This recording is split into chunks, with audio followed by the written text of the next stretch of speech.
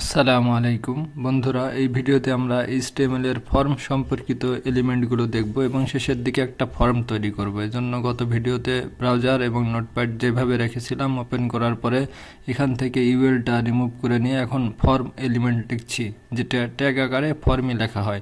Starting tag লেখার পরে আমরা নিচে এসে এন্ডিং ট্যাগ লিখছি।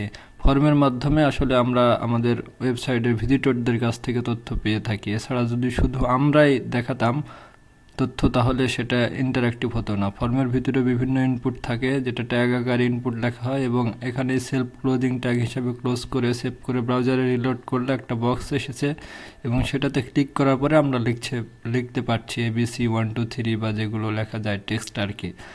ইনপুটের একটা গুরুত্বপূর্ণ অ্যাট্রিবিউট থাকে টাইপ ডিফল্টে টেক্সটই থাকে, যেরকম আমরা লিখতে পারলাম। যদি আমরা পাসওয়ার্ড লিখি এবং সেভ করে ব্রাউজারে রিলোড করে এখন লিখলে কিন্তু ডট ডট আকারে দেখাবে, আর লেখাগুলো দেখা যাচ্ছে না। এবং এই পেজটা লোড করার পরে ক্লিক করার আগে কিন্তু আমরা লিখতে পারছি না। ক্লিক করে ফোকাস করার পরে আমরা লিখতে পারি। আমরা যদি এখানে অটো ফোকাস অ্যাট্রিবিউট লিখে সেভ করে রিলোড করি তাহলে আগে থেকেই ইনপুটটা ফোকাস হয়ে থাকবে এবং ক্লিক করার আগেই আমরা লিখতে পারবো। ইনপুটের বিভিন্ন রকম টাইপ থাকতে পারে।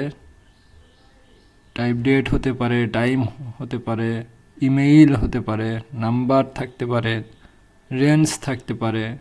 ডিফল্টে আসলে টেক্সটই থাকে। আমরা এই লাইনটাকে কপি করে নিচে এসে আরেকবার পেস্ট করে আরও একবার পেস্ট করছি এবং দ্বিতীয় অটোফোকাসটা রিমুভ করে নিয়ে টাইপটা সাবমিট করে দিচ্ছি, অর্থাৎ এটাতে ক্লিক করলে ফর্মটা সাবমিট হবে এবং শেষেরটা রিসেট করে দিচ্ছি। এবং ওয়েব পেজে একটাই অটোফোকাস অ্যাট্রিবিউট থাকে। সেভ করে রিলোড করলে এখন দেখেন যে সবগুলো একই লাইনে এসেছে এবং সাবমিট রিসেটটা বাটন আকারে দেখাচ্ছে।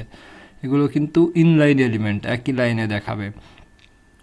এই ইনপুটগুলোর একটা ভ্যালু অ্যাট্রিবিউট থাকে, যেটা সাবমিটের ডিফল্টে সাবমিটই লেখা থাকে এবং রিসেটের আমরা যদি রিলোড লিখি তাহলে সেই বাটনের ভিতর রিলোড দেখাবে, কিন্তু আমরা রিসেট লিখেই সেভ করে ব্রাউজারে রিলোড করলেও দেখেন যে কোনো পরিবর্তন হয়নি। এখানে ক্লিক করে আমরা লিখতে পারবো টেক্সট এবং এখানে খেয়াল করেন যে সাবমিটে ক্লিক করলে ফর্মটা সাবমিট হয়ে পেজটা রিলোড হয়ে গেছে এবং শেষে দেখেন একটা প্রশ্নবোধক চিহ্ন দেখা যাচ্ছে।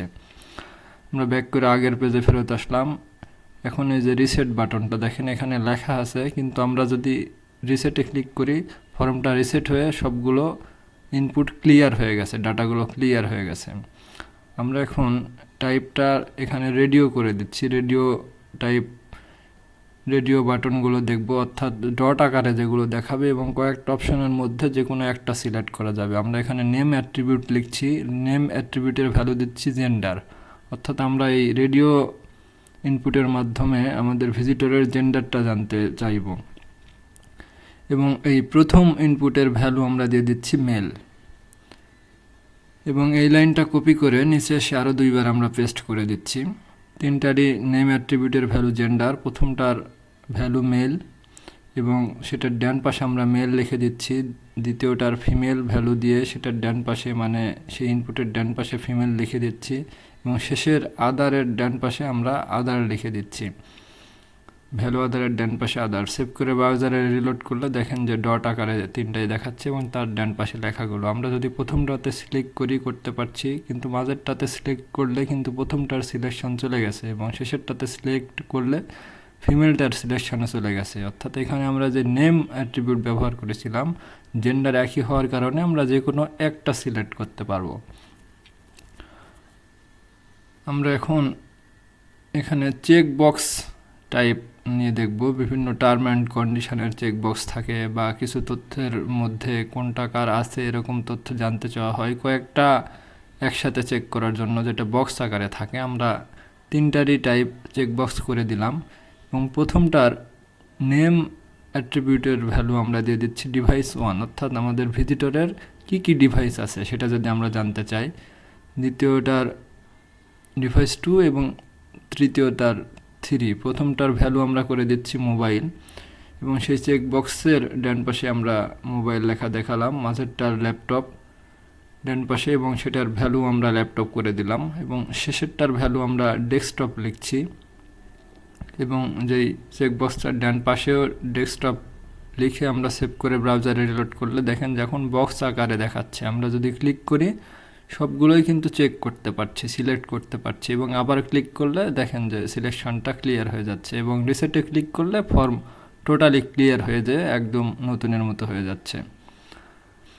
আমরা যদি সিলেকশনের ড্রপডাউন সিলেকশনের অপশান দিতে চাই, সেটাও কিন্তু সিলেক্ট এলিমেন্টের মাধ্যমে দিতে পারি। ট্যাগ আকারে আমরা সিলেক্ট লিখছি এবং নিচে এসে সেটার ক্লোজিং ট্যাগটা লিখছি এবং সিলেক্টের একটা নেম অ্যাট্রিবিউট দিচ্ছি। অর্থাৎ আমরা এই সিলেক্ট এলিমেন্টের মাধ্যমে যেটার ভ্যালুটা আমরা জানতে চাইব ভিজিটরের কাছ থেকে, সেটা হচ্ছে কান্ট্রি। সে তার কান্ট্রিটা সিলেক্ট করে দিবে। তো সিলেক্টের বিভিন্ন অপশান থাকে, যেটা ট্যাগ আকারে অপশানই লেখা হয়। আমরা অপশানের স্টার্টিং ট্যাগ লিখলাম এবং পরে এসে সেটার এন্ডিং ট্যাগ লিখছি, এবং দুই ট্যাগের মাঝখানে আমরা লিখে দিচ্ছি বাংলাদেশ, কান্ট্রি বাংলাদেশ লিখলাম, এবং প্রথম অপশানের ভ্যালু আমরা বাংলাদেশি করে দিচ্ছি। দেওয়ার পরে আমরা এই অপশানের লাইনটা কপি করে নিচে এসে আরও দুইবার পেস্ট করে দিচ্ছি। এখন দ্বিতীয় অপশান ট্যাগের ভিতরের যে লেখাটা, সেটা আমরা পরিবর্তন করে সৌদি আরাবিয়া লিখে দিচ্ছি, এবং এটার ভ্যালু অ্যাট্রিবিউটের ভ্যালু আসলে সৌদি আরাবিয়া করে দিচ্ছে, এবং তারপরে শেষেরটার ভ্যালুর ইউকে করে দিচ্ছি, এবং ট্যাগের ভিতরে ইউকে করে সেভ করে ব্রাউজারে রিলোড করলে দেখেন যে এখানে তীর চিহ্নের মতো দেখাচ্ছে ড্রপডাউন, এবং ক্লিক করার মাধ্যমে যে কোনো একটা সিলেক্ট করা যাচ্ছে। আমরা যদি একসাথে 2-3টা সিলেক্ট করতে চাই তো সেটাও সম্ভব। তাহলে সিলেক্টের প্রথম অংশের অ্যাট্রিবিউটে যদি আমরা মাল্টিপুল লিখে দিই অ্যাট্রিবিউট সেকশনে, তাহলে সেভ করে ব্রাউজারে রিলোড করলে এখন দেখেন ক্লিক করলে একটা করে সিলেক্ট হচ্ছে, কিন্তু কন্ট্রোল চেপে ক্লিক করলে কিন্তু আমরা একের অধিকও সিলেক্ট করতে পারবো, এবং রিসেটে ক্লিক করলে তো যথারীতি ফর্মটা রিসেট হয়ে যাবে। আমরা বিভিন্ন সময় ব্রাউজারের ভিজিটরের কাছ থেকে ফিডব্যাক বা মেসেজ জানতে চাইতে পারি, বা তারা চ্যাট করার জন্য মেসেজও লিখতে পারে, যেটা টেক্সট এরিয়া আকারে লেখা হয়। মানে আগের সব ইনপুটগুলো ছিল এক লাইনের, এই টেক্সট এরিয়াটা মাল্টিপল লাইনের, অনেকগুলো লাইনের হয়ে থাকে। সেভ করে ব্রাউজারে রিলোড করলে দেখেন যেখানে 2 লাইনের একটা টেক্সট এরিয়া দেখাচ্ছে। আমরা এটার ভ্যালু বা এটার স্টাইল সিএসএস এর মাধ্যমে পরিবর্তন করতে পারি। আপাতত আমরা রোজ এই অ্যাট্রিবিউটের ভ্যালু দিয়ে দিলাম 5, অর্থাৎ টেক্সট এরিয়াটা 5টা রো নেবে, এবং কলস অর্থাৎ কলাম হচ্ছে 30টা কলাম। এটার দৈর্ঘ্য এবং প্রস্থ আমরা নির্ধারণ করে দিলাম, এবং সেভ করে ব্রাউজারে রিলোড করলে দেখেন এটা 5টা লাইন নিয়েছে উপরে থেকে নিচের দিকে, এবং বাম থেকে ডান পাশে 30টা অক্ষর পর্যন্ত লেখা যাবে।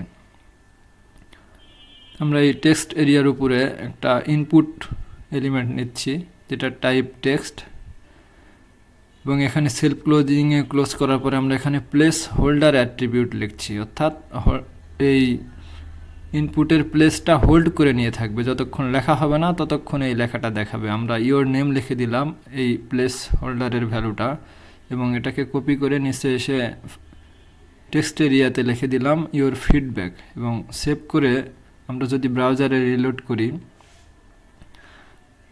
দেখেন যে সবগুলো একই লাইনে এসেছে। এখানে ইওর নেম কিছুটা ধূসর রঙে দেখা যাচ্ছে। আমরা যদি ক্লিক করে লেখা শুরু করি তাহলে কিন্তু ইওর নেমটা চলে যাচ্ছে, অর্থাৎ প্লেসটা হোল্ড করে নিয়ে আসে, লেখা শুরু করলে সে চলে যাবে। আমাদের টেক্সট এরিয়াতেও দেখেন যে লেখা শুরু করলে ইওর ফিডব্যাকটা চলে যাচ্ছে। অর্থাৎ কী ধরনের তথ্য লেখা হবে সেটার একটা হোল্ডিং মেসেজ আমরা এখান থেকে দিতে পারি। এখানে যে ইনপুট টাইপ সাবমিট আছে সেটাকে কিন্তু আমরা বাটনেও পরিবর্তন করে দিতে পারি, যেটা ট্যাগ আকারে বাটনে লেখা হয়। আমরা বাটনের স্টার্টিং ট্যাগটা লিখলাম এখানে, এবং পরে এসে এখানেই এন্ডিং ট্যাগটা লিখে দিচ্ছি, এবং এই বাটনের ভিতর যদি আমরা সাবমিট লিখি এবং সেভ করে ব্রাউজারে রিলোড করি দেখেন যে কোনো পরিবর্তন হয়নি, আগের মতোই আছে বাটনটা। এবং সাবমিটে যদি আমরা ক্লিক করি তাহলে দেখেন যে এখানে খেয়াল করেন যে রিলোড বাটনটা আইকনটা ক্লিক করলে কিন্তু রিলোড হয়ে ফর্মটা সাবমিট হয়ে গেছে, আগের মতোই কাজ করছে। এই বাটনটাও এখন সাবমিট ইনপুটের মতোই কিন্তু কাজ করছে, কিন্তু আমরা এই বাটনটার টাইপ যদি পরিবর্তন করে বাটন দিয়ে দিই তাহলে কিন্তু ফর্মটা আর সাবমিট হবে না। সেভ করে রিলোড করার পরে এখন ক্লিক করলে কিন্তু ফর্মটা আর সাবমিট হচ্ছে না, এবং পেজও রিলোড হচ্ছে না, এখানেও প্রশ্নবোধক চিহ্নটাও আসেনি। তো আমরা এখানে একটা অ্যাট্রিবিউট ব্যবহার করতে পারি বাটনের, সেটা হচ্ছে অন ক্লিক, অর্থাৎ এই বাটনের উপর ক্লিক করলে কি ঘটবে। ব্রাউজারের উইন্ডো অবজেক্টের একটা মেথড বা ফাংশন আছে অ্যালার্ট, তো যেটা ফার্স্ট ব্র্যাকেটের মাধ্যমে কল করা হয়। আমরা যেহেতু বাইরে ডাবল কোটেশন ব্যবহার করেছিলাম, তাই ফার্স্ট ব্র্যাকেটের ভিতরে এখানে সিঙ্গেল কোটেশন ব্যবহার করে হ্যালো ওয়ার্ল্ড লিখছি এবং লেখার পরে সেভ করে ব্রাউজারে রিলোড করার পর আমরা যদি এই বাটনটাতে এখন ক্লিক করি, দেখেন যে এখানে অ্যালার্ট দেখাচ্ছে this page Sage hello world. আমরা এখানে উপরে ইনপুট এবং টেক্সট এরিয়া এগুলো রিমুভ করে নিচ্ছি এবং শেষে বাটনটার টাইপ আমরা সাবমিট করে দিচ্ছি। আপনারা যদি এই ফর্ম সম্পর্কিত আরও বিস্তারিত জানতে চান তাহলে কিন্তু W3 স্কুলস থেকে বিস্তারিত আরও জানতে পারেন। আমরা এখন একটা ফর্ম তৈরি করব যেখানে শুরুতেই আমরা H3 বা হেডিং 3-তে লিখছি সাইন আপ ফর্ম, অর্থাৎ এই ফর্ম একটা registration form, sign up form. আমরা এখানে লিখে দিচ্ছি যে ফার্স্ট নেম, কোলন দেওয়ার পরে আমরা সেই ইনপুটটা দিব, ফার্স্ট নেম লেখার ইনপুট, যেটা টাইপ আমরা লিখে দিচ্ছি টেক্সট এবং প্লেস হোল্ডারে লিখে দিচ্ছি যে ফার্স্ট নেম, অর্থাৎ নামের প্রথম অংশ, শুরুর অংশ, এবং সেভ করে যদি ব্রাউজারে রিলোড করি তাহলে দেখেন যে সাইন আপ ফর্মটা উপরের লাইনে এবং পরের সবগুলো এক লাইনে দেখা যাচ্ছে, ফার্স্ট নেম লেখা এবং তারপরের ইনপুট। আমরা যদি এই ফার্স্ট নেম লেখার পরে ইনপুটটাকে আলাদা লাইনে নিয়ে যেতে চাই তাহলে এখানে ব্রেক এলিমেন্ট ব্যবহার করতে পারি BR, এবং ইনপুটের পরেও যদি একটা ব্রেক দিতে চাই ফার্স্ট নেমের পরে সেটাও দিতে পারি। আমরা এখন এই দুই লাইনটাকে কপি করে নিচে এসে পেস্ট করছি, পেস্ট করে ফার্স্ট নেমটাকে পরিবর্তন করে লাস্ট নেম করে দিচ্ছি এবং প্লেস হোল্ডারটাও লাস্ট নেম করে দিচ্ছি। এরপরে নিচে এসে আবারও পেস্ট করে এটাতে ইমেইল লিখে দিচ্ছি এবং প্লেস হোল্ডারটা ইমেইল লিখে দিচ্ছি। তারপরে নিচে এসে আবারও পেস্ট করে এখানে প্লেস হোল্ডারটা পাসওয়ার্ড করে দিচ্ছি এবং এটার উপরেরটার টাইপটা ইমেইল করে দিচ্ছি এবং নিচেরটার টাইপটা পাসওয়ার্ড করে দিচ্ছি এবং পাসওয়ার্ড টাইপের উপরের লেখাটাও ফার্স্ট নেম পরিবর্তন করে পাসওয়ার্ড লিখে দিচ্ছি। লেখার পরে আমরা এখন নিচে এসে আর একবার পেস্ট করে এই ফার্স্ট নেম লেখাটাকে পরিবর্তন করে এখানে জেন্ডার লিখে নিচ্ছি, অর্থাৎ এখান থেকে জেন্ডার সিলেকশন করার অপশানটা আমরা দেখাবো। এখানে ব্রেকটা আমরা রিমুভ করে নিচ্ছি এবং টাইপটা টেক্সট থেকে পরিবর্তন করে রেডিও করে দিচ্ছি, রেডিও বাটন দেখাবো এখানে আমরা, এবং প্লেস হোল্ডারটা রিমুভ করে নিচ্ছি এবং নেম অ্যাট্রিবিউটের ভ্যালু আমরা দিয়ে দিচ্ছি জেন্ডার এবং প্রথমটার ভ্যালু দিয়ে দিচ্ছি আমরা মেল, এবং এই লাইনটাকে আমরা কপি করে পরে এসে আরও দুইবার পেস্ট করে দিচ্ছি। প্রথমটার ডান পাশে লিখছি মেল, পরেরটার ফিমেল এবং শেষেরটার ডান পাশে আদার লিখে সে মোতাবেক ভ্যালু শেষেরটা আদার এবং মাঝেরটার ভ্যালু আমরা ফিমেল করে দিচ্ছি। এবং এই জেন্ডারের পরে আমরা ব্রেক ব্যবহার করে এই তিনটা এক লাইনে দেখাবো, মেল ফিমেল আদার, এবং তারপরে আমরা আর একটা ব্রেক এলিমেন্ট নিচ্ছি। এখন যদি আমরা সেভ করে এসে ব্রাউজারে রিলোড করি তাহলে দেখেন যে ফর্মটা এরকম দেখা যাচ্ছে। সাইন আপ ফর্মটা এক লাইনে, ফার্স্ট নেমের পরে ইনপুট, লাস্ট নেমের পরে ইনপুট এবং সবগুলো আলাদা লাইনে, এবং জেন্ডারের পরে এই তিনটা এলিমেন্ট কিন্তু একই লাইনে আছে এবং সাবমিটে ক্লিক করলে ফর্মটা সাবমিট হয়ে যাচ্ছে। আমরা এখন এই ফর্মটাকে CSS এর মাধ্যমে আমরা স্টাইল করব। উপরে এসে আমরা আমাদের যে UL এর এলিমেন্টগুলো স্টাইল করেছিলাম সেগুলো রিমুভ করে নিই। এখন ফর্মকে সিলেক্ট করে এখন আমরা এই ফর্মের একটা মার্জিন প্রপার্টি লিখছি, CSS প্রপার্টি, যেখানে 10 পিক্সেল অটো করে দিচ্ছি। 10 হচ্ছে উপরে নিচে এবং অটো হচ্ছে বাম পাশে এবং ডান পাশে। আমরা সেভ করে ব্রাউজারে রিলোড করলে আগের মতোই আছে, কারণ আমরা এখানে ফর্মটার কোনো উইথ সেট করিনি। এখন যদি উইথ দিই তাহলে ফর্মটা কিন্তু মাঝখানে চলে যাবে। আমরা সেভ করে ব্রাউজারে রিলোড করলাম, দেখেন যে বাম পাশ থেকে ফর্মটা কিন্তু ডান পাশে কিছুটা সরে গেছে। আমরা আরও ভালোভাবে বুঝতে পারবো যদি ব্যাকগ্রাউন্ড কালার সেট করি। আমরা এখানে ব্যাকগ্রাউন্ড কালার সেট করে সেটার ভ্যালু #333 দিয়ে আমরা সেভ করে ব্রাউজারে রিলোড করলে দেখেন যে এখন ফর্মটা কিন্তু বাম পাশ থেকে এবং ডান পাশ থেকে মার্জিন হয়ে মাঝখানে এসেছে এবং উপরে থেকে 10 পিক্সেল মার্জিন নিয়েছে। লেখাগুলো কিন্তু একবারে বর্ডারের ধারে ঘেঁষে আছে। তো আমরা জানি বর্ডার থেকে ভিতরের অংশে স্পেস বাড়ানোর জন্য প্যাডিং ব্যবহার করা হয়। তো আমরা 20 পিক্সেল দিলাম প্যাডিং এবং সেভ করে এখন যদি ব্রাউজারে রিলোড করি দেখেন যে প্যাডিং হয়ে গেছে, অর্থাৎ লেখা থেকে বর্ডারের দূরত্ব 20 পিক্সেল বেড়ে গেছে। আমরা ফর্মের ভিতর যে H3 বা হেডিং 3 আছে সেটাকে সিলেক্ট করে নিয়ে সেটার টেক্সট অ্যালাইন প্রপার্টির ভ্যালু আমরা সেন্টার করে দিচ্ছি, অর্থাৎ লেখাগুলো মাঝখানে থাকবে। এখন যদি সেভ করে ব্রাউজারে রিলোড করি তাহলে দেখেন যে লেখাগুলো মাঝখানে চলে এসেছে।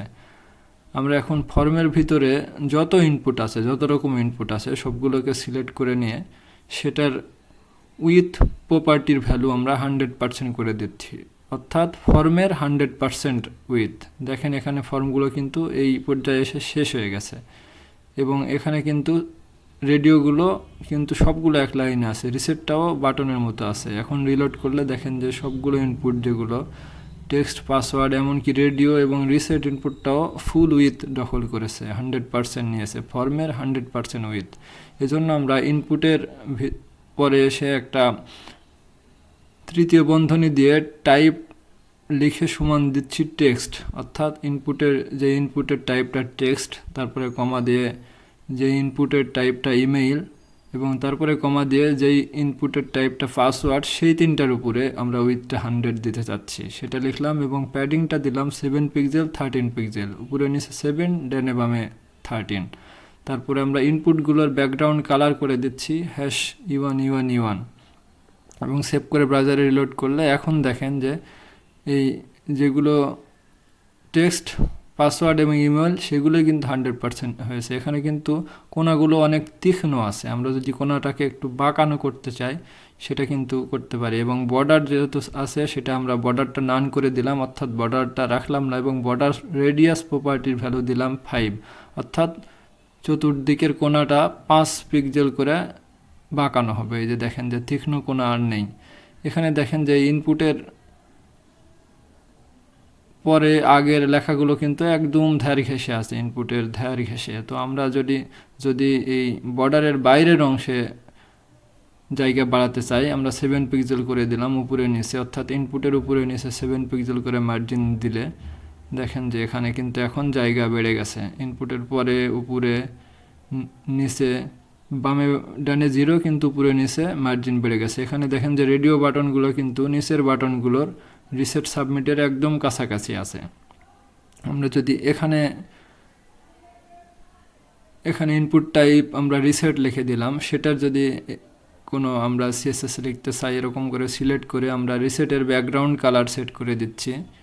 এটা কিছুটা লাল টাইপের ব্যাকগ্রাউন্ড কালার। সেভ করে দেখেন এখানে রিলোড করলে রিসেটের একটা আলাদা ব্যাকগ্রাউন্ড কালার এসেছে। আমরা এই লাইনটাকে কপি করে এই 3 লাইন নিচে এসে বাটন যেটা ছিল আমাদের সাবমিট বাটন সেটাকে সিলেক্ট করে কিছুটা সবুজের মতো কালার দিয়ে সেভ করে ব্রাউজারে রিলোড করলে দেখেন যে এটা সবুজের মতো হয়ে গেছে।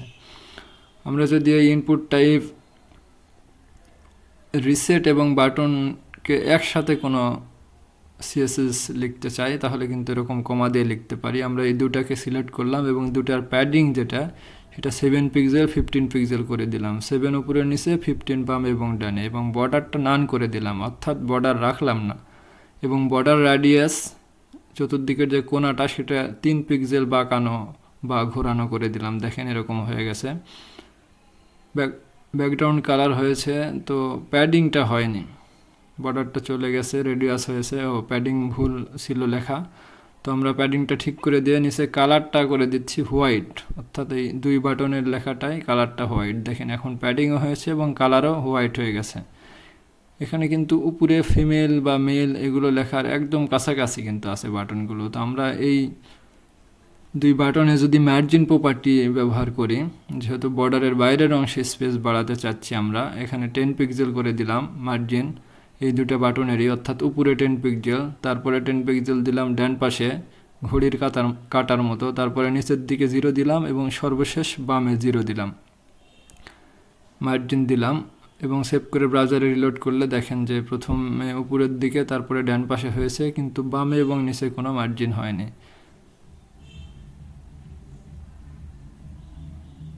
এখন আমরা প্রথম যে ফার্স্ট নেম ছিল সেটা অটো ফোকাস করে দিলাম অ্যাট্রিবিউটটা, এবং সেভ করে ব্রাউজারে রিলোড করলে অটো ফোকাস হয়ে থাকছে। তো আমরা first name Abdur, last name Rahman, email Abdur লিখে পাসওয়ার্ড দিয়ে যদি মেইল সিলেক্ট করে সাবমিটে ক্লিক করি, তাহলে এখানে দেখেন যে অ্যাড টাইপের ইমেইল অ্যাড্রেস ঠিক মতো লিখতে হবে সেটা বলছে। আমরা সাবমিটে ক্লিক করলে ফর্মটা সাবমিট হয়ে গেছে এবং এখানে জেন্ডার ইকুয়াল শুধু মেল দেখাচ্ছে, কারণ আমরা জেন্ডারের ক্ষেত্রেই শুধুমাত্র নেম অ্যাট্রিবিউটটা ব্যবহার করেছিলাম। আমরা রিসেট করে এসে সবগুলোর ইনপুটের সাথে আমরা এখন নেম অ্যাট্রিবিউটটা ব্যবহার করব, যেন ফর্ম সাবমিটের সময় তথ্যগুলো নেমের সাথে জোড়া আকারে যায়। আমরা এখানে নেমটা ফার্স্ট নেম করে দিচ্ছি, তারপরে লাস্ট নেমের নেমটা লাস্ট নেম করে দিচ্ছি, পরেরটা ইমেল এবং তারপরেরটার পাসওয়ার্ড নেম অ্যাট্রিবিউট ব্যবহার করে সেভ করে ব্রাউজারে রিলোড করার পরে এখন যদি আমরা ফর্মটা পূরণ করি এবং পূরণ করার পরে যদি ফর্মটা সাবমিট করি, তাহলে কিন্তু সবগুলো তথ্য জোড়া আকারে দেখাবে। এই যে দেখেন যে ইউআরএল বারে কিন্তু ফার্স্ট নেম লাস্ট নেম সবগুলো জোড়া আকারে ভ্যালু সহ দেখাচ্ছে। তো এটা ফর্মের একটা ডিফল্ট মেথড থাকে গেট, এটার কারণে কিন্তু ইউআরএল বারে তথ্যটা দেখায়। তো এখানে তথ্যের লিক হওয়ার একটা সম্ভাবনা থাকে, যদি আমরা মেথডটা পোস্ট করে দিই তাহলে কিন্তু তথ্যগুলো আর ইউআরএল বারে দেখাবে না। আমরা সেভ করে এসে ব্রাউজারে রিলোড করার পরে এখন আবার নতুন করে ফর্মটা পূরণ করছি এবং মেথডটা পোস্ট থাকলে তথ্যগুলো চুরি হওয়ার লিক হওয়ার সম্ভাবনা কম থাকে। সাবমিট করলে ফর্মটা সাবমিট হয়েছে, কিন্তু দেখেন যে এখানে কোনো তথ্য শো করেনি ইউআরএল বারে। তো ধন্যবাদ বন্ধুরা, দেখা হবে ইনশাল্লাহ পরবর্তীতে। আপনাদের কোনো মতামত থাকলে সেটা কমেন্টে জানাতে পারেন।